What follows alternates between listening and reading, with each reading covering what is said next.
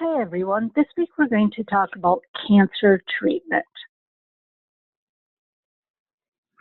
Cancer treatment involves medical procedures to destroy, modify, control, or remove primary, regional, or metastatic cancer tissue. The goals of cancer treatment include eradicating known tumors entirely, preventing the recurrence or spread of the primary cancer, and relieving symptoms if all reasonable curative approaches have been exhausted or are no longer reasonable. Decisions concerning how to treat a particular cancer are based on many factors. The primary goal is to choose an approach that will remove the tumor, rid the body of wandering cancer cells, and prevent a recurrence. Cancer treatment can be curative or palliative. Curative treatment is defined as the probability of long-term survival after adequate therapy. Palliative treatment is defined as being used for patients with no hope of long-term survival. Treatment is given for quality of life and is given to alleviate pain or other conditions that are causing discomfort. Non-cancer directed procedures refer to the diagnosing of the cancer, something done to determine the extent of the cancer to prepare the patient for cancer-directed treatment, prolong a patient's life, alleviate pain, or make the patient more comfortable. Non-cancer directed procedures are not meant to destroy the tumor, control the tumor, or delay the spread of disease. Cancer treatment is basically the first goal of cancer treatment, and that is to destroy and or remove the primary, regional, or metastatic cancer with the final intention of a cure. Before I begin to discuss the different types of cancer treatments, I would like to discuss several of the non-cancer directed procedures first. When we complete an abstract, we record the non-directed cancer procedure in the surgical diagnostic and staging data field. This code identifies the type of procedure that was performed to diagnose and or stage that patient's cancer. I wanted to review a couple of these surgical diagnostic and staging codes that we use with you today. 01 is when the biopsy was done to a site other than the primary site. So if the patient had colon cancer, but a biopsy was done to the liver nodule that proved to be positive for cancer, that liver biopsy would be coded 01. 02 is when the biopsy was done to the primary site, whatever that primary site is. 03 is when the surgical exploration is done, but no biopsy was taken at all. 04 is when surgical procedure with a bypass, but no surgery done. A bypass would be something like a patient has an obstructive colon cancer and they can't remove it, so they just bypass that section of the colon, usually with ostomy. 05 is exploratory procedure was performed and a biopsy was done. So basically, they're looking inside a cavity of the body and they took a biopsy. All right. When it comes time to abstracting, I find students have difficulties assigning the correct code when it comes to a patient having colon cancer diagnosed by a colonoscopy. So let's say the patient has a colonoscopy which demonstrates an abnormality and a biopsy is done and it proves to be positive for colon cancer. If this is the case, we would assign code 02, biopsy to the primary site, for this diagnostic code, okay? Because the colonoscopy, during that procedure, a biopsy was taken of the colon cancer, which is the primary, so we would record a 02. Not code 05, exploratory procedure and a biopsy. Okay? A colonoscopy is not an exploratory procedure. The colonoscopy is an evaluation of the inside of the colon only. So it's only evaluating the colon itself. As you can see with these illustrations, the colonoscopy is a scope that evaluates the inside of the colon, and that's all it can see. So we don't consider that an exploratory surgery, okay, because we can only see the inside of the colon, all right? It can only look at and evaluate the inside of the colon. So this is an evaluation, not an exploration. Now, the other illustration is an abdominal exploratory surgery, and that is looking at all the organs within the abdominal cavity. The illustration here is a laparoscopic exploratory surgery. All right. Most exploratory surgeries are done using this method now and are not, they don't use an open approach anymore. So just keep this in mind when you think about exploratory surgery, okay? Exploratory surgery is looking at more than one organ, all right?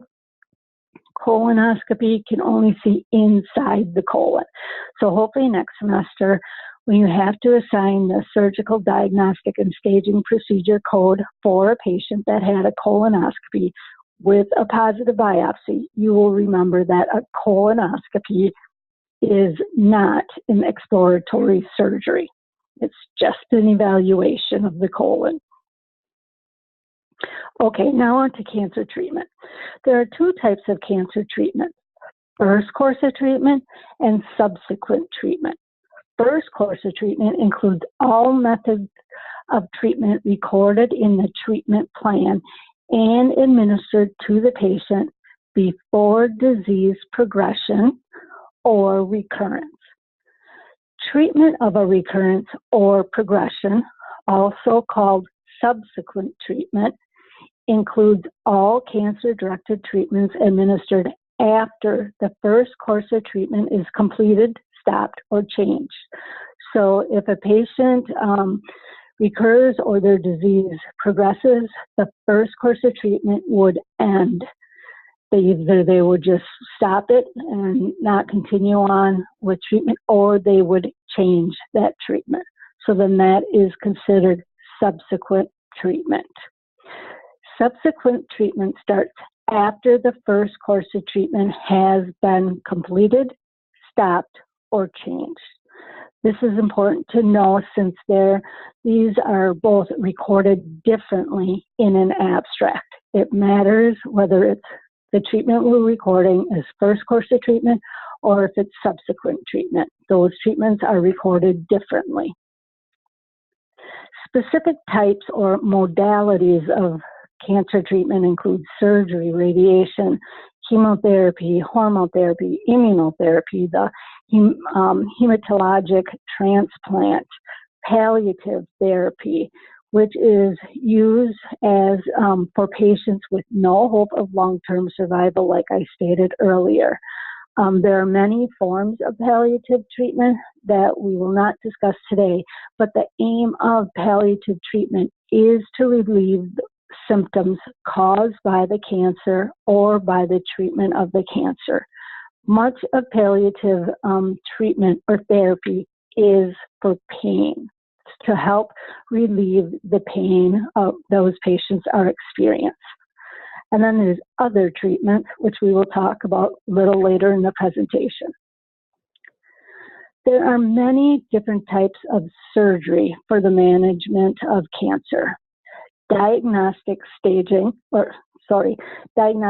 surgery, which we just spoke of a few moments ago, is usually non-invasive surgery to perform a biopsy of the suspicious area to prove the presence of cancer.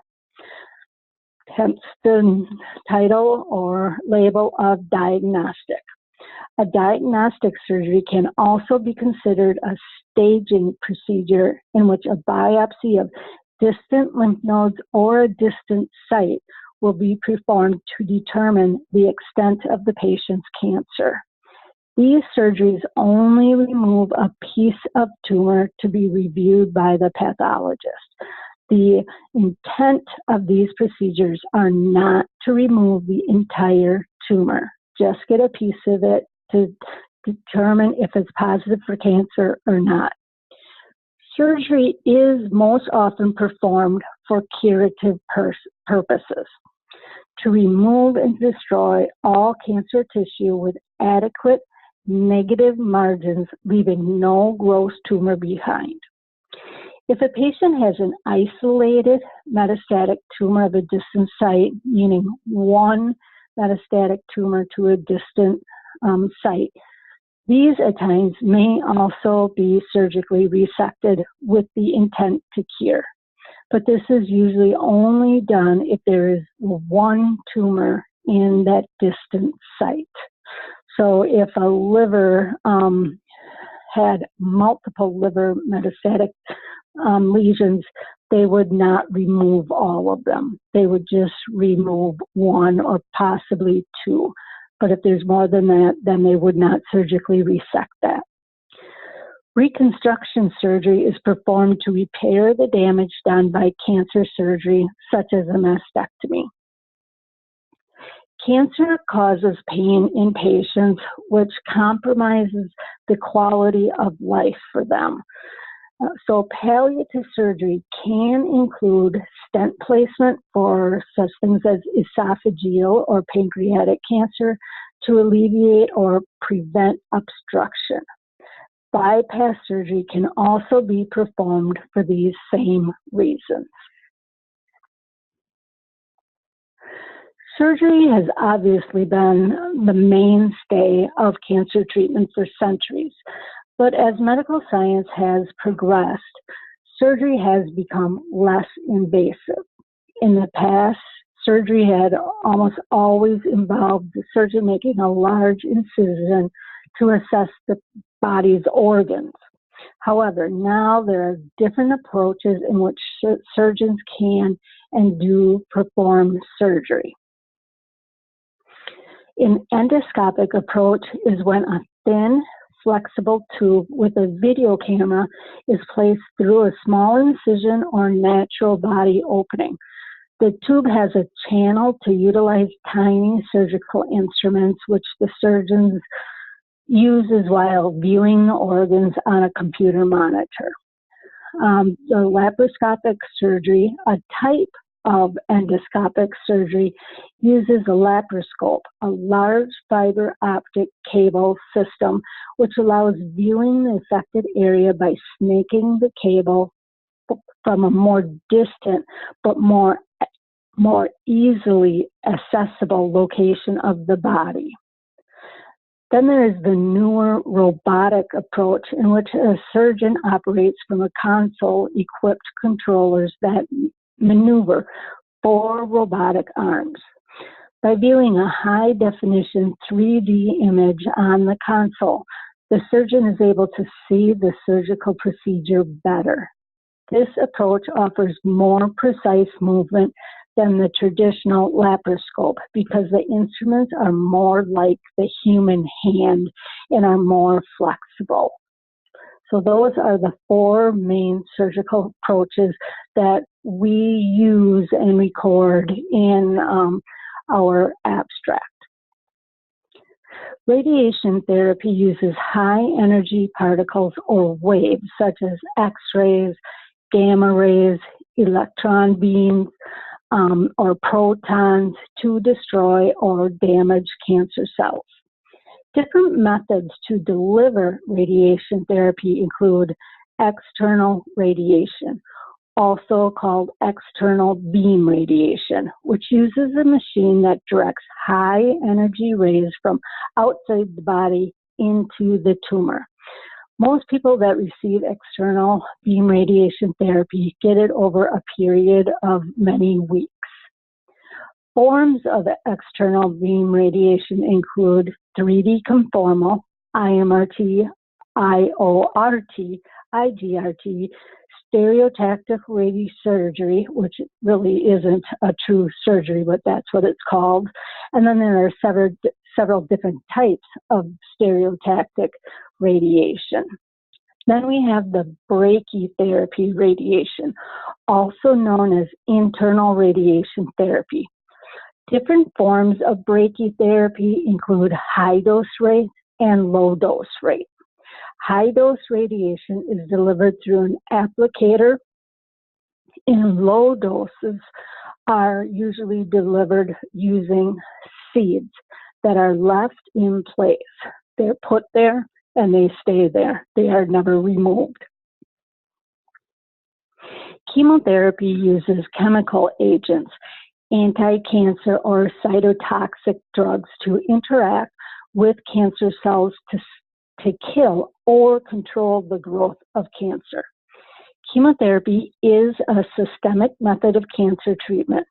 In contrast with local therapies such as surgery and radiation.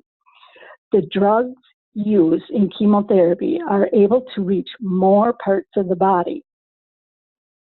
Therefore, chemotherapy is likely to be recommended for cancer that has already spread to other areas of the body, for tumors that occur at more than one site, or for tumors that cannot be removed surgically.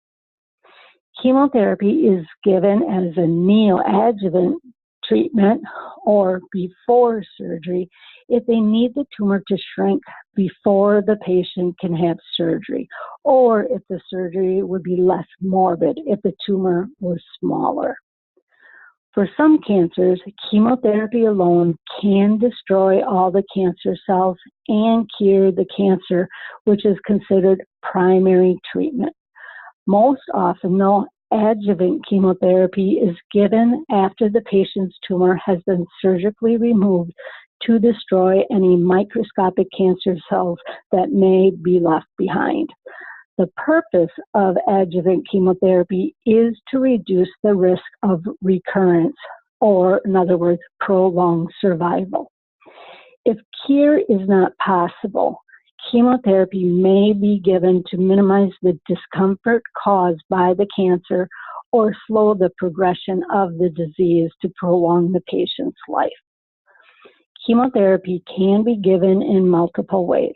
The two most often used routes of administration are intravenously and orally. The other routes mentioned in the book are used less frequently. It used to be almost all chemotherapies were given intravenously. However, now more and more are becoming oral drugs. Then we have hormone therapy, which is also a systemic treatment. Certain body tissues, such as breast and prostate, require hormones to develop. When cancer originates in these tissues, it responds to hormones. This means that the cancer responds to hormonal manipulation, which includes the administration of hormones, the withdrawal of hormones, or interference with hormonal function. For example, by using chemicals that block the action of these hormones, it is possible to slow down or even stop the growth of cancer cells. Rarely given as a single agent to attempt to cure cancer, hormones are often used to prevent or delay recurrence of cancer after other modalities of treatment have already been received. Depending on the hormone, some are administered orally, some are intravenously, and some are intramuscularly with an injection. Endocrine surgery is a surgical procedure that is performed to achieve a hormonal or anti-hormonal effect in the body. Surgical procedures to remove hormonal-producing tissues were among the first attempts at endocrine therapy of cancer, Endocrine therapy is also the hormone therapy. Okay, so some physicians may call it, endocrine therapy, which also means hormone therapy. So the endocrine therapy surgeries, examples would be a oophorectomy or adrenalectomy for breast cancer and an orchiectomy for prostate cancer. The use of drugs to suppress hormone production has replaced surgical approaches to endocrine therapy, especially for breast cancer. Now they don't do the oophorectomies or adrenalectomy, they give them the hormone drug instead. However, an orchiectomy remains a common approach for the hormonal management of prostate cancer because of the simplicity of the procedure, its immediate effect, and not having to have the continued inconvenience of having to go to the clinic for these injections. A relatively new approach for cancer treatment that has exploded over the last couple of years is immunotherapy. This cancer treatment is also known as biological response modifier therapy or biologic therapy. This type of treatment uses the body's immune system to fight cancer. A lot of the drug commercials you see on TV today, such as Opdivo, are immunotherapy drugs. A bone marrow transplant, or BMT, is the removal of bone marrow from one person and the return of its blood-forming cells later to the same person, or the transfer of a blood-forming cells to someone else. It is a medical procedure used to treat diseases such as leukemia, aplastic anemia, Hodgkin disease, multiple myeloma, to name a few. Unfortunately, the amount of drugs or radiation needed to kill cancer cells also destroys bone marrow. So bone marrow transplantation is often used as a rescue procedure, replacing stem cells that have been destroyed by high doses of chemotherapy and or radiation therapy. In some cancers, particularly those involving the blood cells, bone marrow transplantation is used to attack the malignancy directly. There are three types of bone marrow transplants. Autologous, the patient's bone marrow, the patient's own bone marrow is used. Synergenic donor is an identical twin that gives the bone marrow. And then the allogenic, the donor is someone other than the patient. Then we have what we call and label as other therapy. Clinical trials are obviously an important part of discovering new and improving treatments for cancer. A blinded clinical trial is a field study of a drug in which the recipient does not know if he or she is receiving the actual drug or a placebo drug. Many of these, the physicians don't know as well. The blinded trial approach has been shown to provide a more complete understanding of the drug's effectiveness, benefits, and the range of possible adverse reactions without the bias of the placebo effect. So that's, we would consider that other therapies when we don't know exactly what type of drug the patient is receiving. Other therapies would also include alternative medicine. These approaches differ from the conventional medical treatments and are currently under study. There are also what we call the unconventional, the non-traditional, complementary, unproven, holistic, or questionable methods.